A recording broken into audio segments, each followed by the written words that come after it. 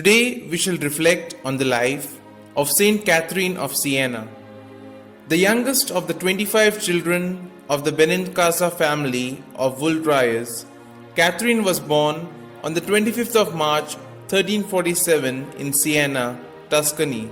When still very young, she was favored with celestial visions and began to practice severe austerities.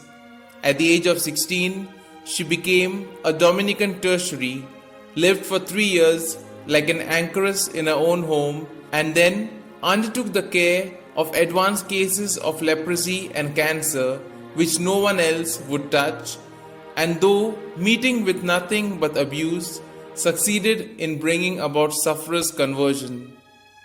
Subsisting for long periods solely on the reception of the Eucharist, she prayed incessantly and suffered specially for sinners who refused to pray for themselves. 2 Dominican friars, who were miraculously cured of the plague through her intercession, were commanded by the Pope to hear the confessions of all whom she reconciled with God. So numerous were such cases that their confessionals were besieged day and night.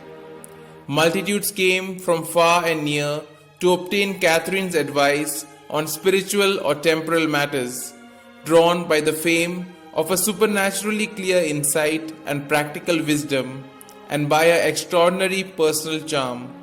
At the age of 28, she received the sacred stigmata, but in response to her pleadings to God, these remained outwardly invisible while she was alive. Deeply interested in having peace prevail amidst the political turmoil of her day, she corresponded with popes and princes, and with men and women of prominence everywhere. Florence, which had been put under an interdict by the Pope, asked for her mediation.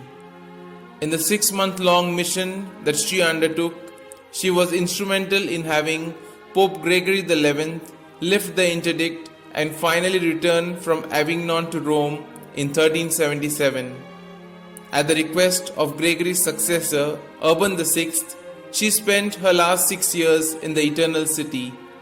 Having thus offered the sacrifice of her life for the unity and renewal of the Church, Catherine suffered a seizure and after 3 long months died on the 29th of April 1380, aged barely 33.